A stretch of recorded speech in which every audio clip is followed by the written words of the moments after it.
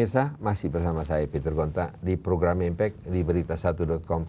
Ingin saya sampaikan bahwa memang kesempatan yang diberikan kepada kami pada saat ini adalah untuk bertemu muka atau berbicara bersama dengan bakal calon Wakil Gubernur DKI Pak Ahok. Tapi juga ingin kami sampaikan bahwa Anda juga seperti sebelumnya kami telah berbicara atau bertemu dengan Bapak Alex Nurdin. Kita akan memberikan kesempatan apabila calon-calon yang lain, 4 calon berikutnya juga berkenan untuk datang di Berita Satu, kita akan melakukan hal yang sama.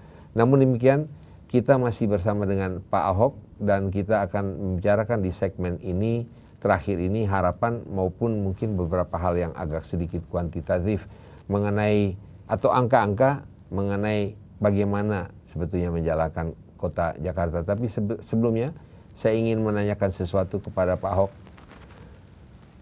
Semangat betul Pak Ahok ini?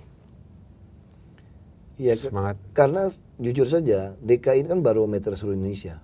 Kami juga mempunyai... Pak Ahoknya semangat? Ya, karena saya menganggap ini sebuah kesempatan untuk mengabdikan diri untuk negara ini. Saya katakan ini reformasi jilid 2. Kalau kami berhasil lakukan ini, maka keindonesiaan kita tuh boleh dikatakan 3/4 bisa kita selesaikan. Rakyat di seluruh Indonesia akan menuntut, mulai sadar bahwa kami membutuhkan pemimpin seperti Jokowi dan Ahok. Kita membutuhkan pemimpin yang jujur, yang bersih, yang melayani. Dan semangat. Ya, dan rakyat juga akan mengatakan, kalau Anda jujur tidak punya uang, Anda tetap akan ada partai politik yang mau mencalonkan Anda. Selama ini kan mereka berpikir kalau tidak ada uang, Anda jujur tidak ada gunanya. Kalau tidak ada uang, tidak ada partai yang mau mencalonkan Anda. Mau tanya sebentar, sebelum kita masuk ke dalam Pak Ahok, berapa sih kira-kira Pak Ahok ini biaya kampanye Pak Jokowi dan Pak Ahok? Menurut anggaran atau perkiraan? Ada menurut, 1 miliar rupiah lebih? Oh, lebih. Kalau menurut 10 miliar? Saya kira lebih. Kalau 100 dari saksi, miliar? Saya kira tidak sampai. 75 miliar? Saya kira juga tidak sampai. Dari mana dapatnya? Nah, kami sudah membuat rekening di bank, BCA dan Mandiri. BCA mungkin minggu depan baru agak terlambat tanda tangan. Kalau seluruh Indonesia, orang yang melihat perubahan transformasi Indonesia, kita mulai dari DKI. Sebuah reformasi jilid 2 ini. Ada 2 juta orang nyumbang 50.000 saja, kita akan dapatkan 100 miliar. Nah, itu yang kita harapkan. Jadi kami sudah memasang badan kami untuk lakukan ini. Kami telah membuktikan karakter kami teruji, kita jadi pejabat, kami bisa mengatakan kami bersih. Harta kami, biaya hidup kami, dan pajak yang kami bayar ini sesuai. Orang bisa tahu kami naik mobil apa, tinggal di rumah seperti apa, kondisi kami seperti apa. Nah, kalau mereka mau melakukan ikut ambil bagian, melakukan transformasi atau reformasi jilid 2 ini, supaya 2014 persoalan kita betul-betul tidak berkotak-kotik lagi soal fondasi, mereka sumbang 50.000 atau 100.000 tidak ada artinya gitu. Apakah Pak Ahok nanti kira-kira yang 75 miliar atau 100 miliar ada pembukuan yang transparan? Kami akan taruh di website. Sama seperti saya lakukan ketika saya di DPR RI. Semua penghasilan saya taruh di website. Termasuk sumbangan-sumbangan itu di website. Orang bisa lihat ini uang masuk berapa, kami keluarkan berapa. Dan kami juga tidak ambil bagian di situ. Nah, termasuk gaji saya di DPR dari dulu saya selalu bisa dilihat di website saya yang ahok.org itu. Baik. Kembali ke kota Jakarta. Ada pada waktu jedah lagi Pak Ahok mengatakan, saya ingin sampaikan hal-hal yang warnanya kuantitatif atau berbau kuantitatif. Apa kira-kira? Nah, bisa kita katakan, kita untuk pembangunan MRT dari Jepang mengatakan 16 triliun. Kalau kita hemat semua anggaran, kita anggap 10% dari 40T, kita punya 4 triliun. Kalau kita nego ulang dengan yang lebih terbuka, dengan perusahaan yang lain, mungkin hanya 12 triliun. Kita 3 tahun bisa biayain sendiri MRT. Bentar. Pak Ahok mengatakan mau renegosiasi lagi, proses lagi, berapa tahun tuh? Sangat cepat. Kalau selama kita bisa membayar, namanya semua negara tentu mau membantu. Apa yang kita bicara subway. Semua orang tertarik masuk selama itu business like. Lalu kita akan menggabungkan. Pinjam? Ya, nggak usah pinjam. Kita bisa hemat dari APBD kita untuk membayar. Nah, saya ambil contoh penghematan. Bukan, untuk 16 triliun itu uangnya dari? Kita kan tiap bertahap 4 tahun. Kita bisa hemat dari APBD pun bisa kita bangun. Jadi setiap tahun itu pembangunan 4 triliun dari APBD. Iya. Tidak usah pinjam. Ya, kita malah bisa disatukan mereka menjadi sebuah perusahaan yang terintegrasi.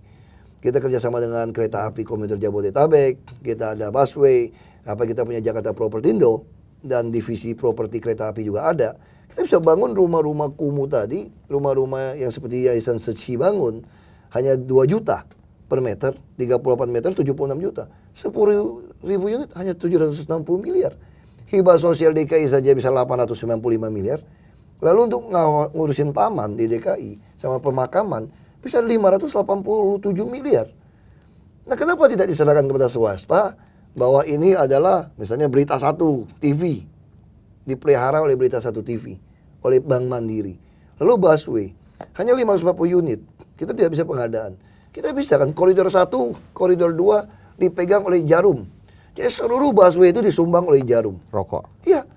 Nggak apa-apa ya? Kan kita melarang rokok, cuma iklan rokok kan tidak apa-apa, hanya tulis Jarum. Atau Bank Mandiri mau nyumbang, Ada atau perusahaan kontroversi? tambang mau nyumbang. Saya kira tidak ada kontroversi selama kita tegas mengatakan Anda tidak boleh rokok di tempat umum, tidak boleh merokok di dalam bus. Itu jelas. Nah, apalagi saya juga. Tapi kita iklankan ini jalan adalah milik Jarum. Ya, jadi Itu kita nggak bisa. jadi masalah ya? Sampai hari ini DKI tidak berani membuat sebuah SPM, sebuah sistem pelayanan minimum. Standar pelayanan minimum itu berapa, nggak berani. Padahal dalam konsultan mengatakan tiap 3 menit harus ada satu Transjakarta yang lewat. Karena biasanya nggak cukup. Nah, kita kan bisa dengan sistem iklan. Orang pasang iklan di billboard 1 miliar tidak cukup 1 tahun. Tapi kalau dia yang buat pengadaan, kita mungkin kalau karoserinya cepat dalam 2 tahun selesai semua. Saya berani bikin SPM busway itu tiap 3 menit. Dan orang akan mulai pindah. Nah, termasuk kami sedang mengkaji keuangan. Bagaimana mengatasi motor? Karena semua jalur lambat, semua tempat tujuan itu ada di jalur lambat. Sementara hari ini orang naik motor lebih murah, lebih cepat daripada naik bus. Kenapa tidak bikin bus dengan karcis terusan? Orang bayar 60.000, dia bebas naik bus yang non AC. Atau mungkin kita gratiskan kalau kita gabungkan. Jadi izin-izin trayek kita hargai sebagai saham, sebagai goodwill. Kalau ini satu terintegrasi, Bangkok kalau nggak salah, dia go public bisa dapat 7 miliar dolar. Kalau seperti DKI, 10 miliar dolar merem kita bisa dapat duit. Lalu propertinya kereta api. Siapa yang mau bangun yang bagus di samping rel kereta? Nah, kita bangunkan untuk orang yang tidak mampu yang sewa. Lalu dia kehilangan propertinya. Saya tawarkan Jakpro. Saya punya Jakarta Propertindo. Yang Anda bisa masuk saham. Jasa Marga bisa kita tawarkan saham. Di antara celah-celah jalan tol Jagorawi, kita bisa bikin monorail. Atau kereta api MRT di atas permukaan. Semua perumahan. Nah, yang perlu dilakukan DKI itu apa? Dan penghematan ini, kita harus beli tanah-tanah di hulu sungai untuk jadikan waduk-waduk. Kita perlu bikinkan jadi kawasan hutan. Kita minta sama pemerintah, jadikan kawasan hutan bila perlu. Jadi itu tidak bisa diganggu lagi RT RW-nya. Sebuah waduk-waduk menggantikan situ-situ yang sudah rusak dan ditanam.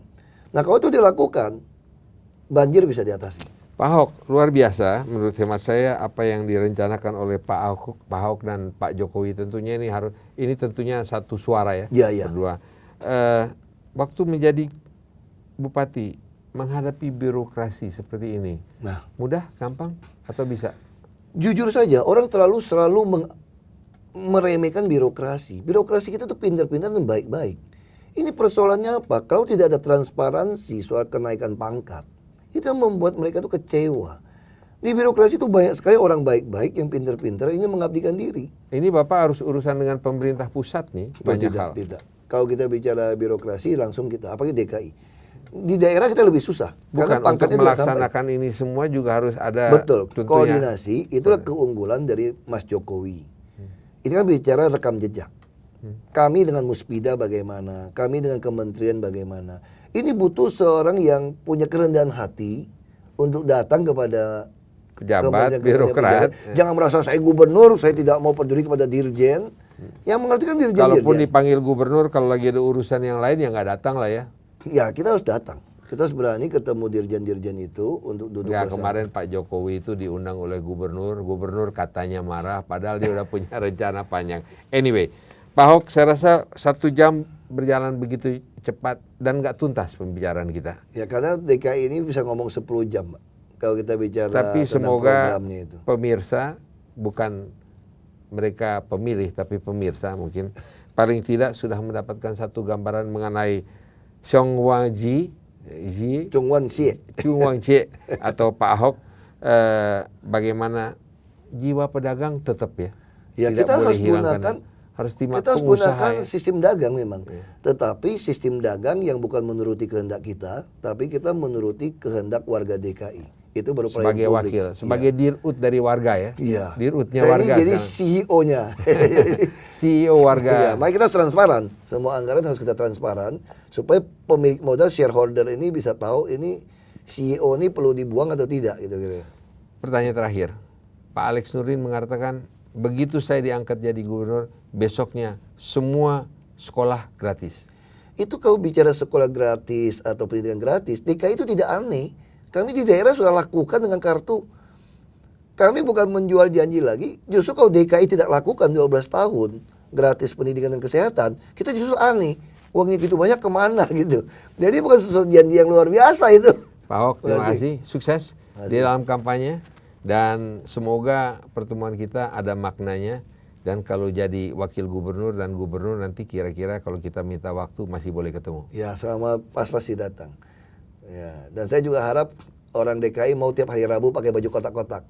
Terserah kotak-kotak warna apa. Ini menunjukkan untuk maksudnya untuk perubahan menuju Jakarta baru. jangan Kalau Jumat kita balik, jangan terlalu pejabat birokrat Iya. dengan tanda pangkat dan kita harus bintang kerja. dan Ini. semua. Tiap Rabu kita bikin baju kotak-kotak aja. Makasih Pak Ahok atas kedatangannya. Terima kasih. Pemirsa, transparansi anggaran dan visi misi yang jelas mungkin dan kemauan keras untuk mewujudkan impiannya membangun Jakarta, itulah yang kita dengar dari Pak Ahok barusan ini. Semoga saya Peter Gonta sampai bertemu di kesempatan yang berikutnya.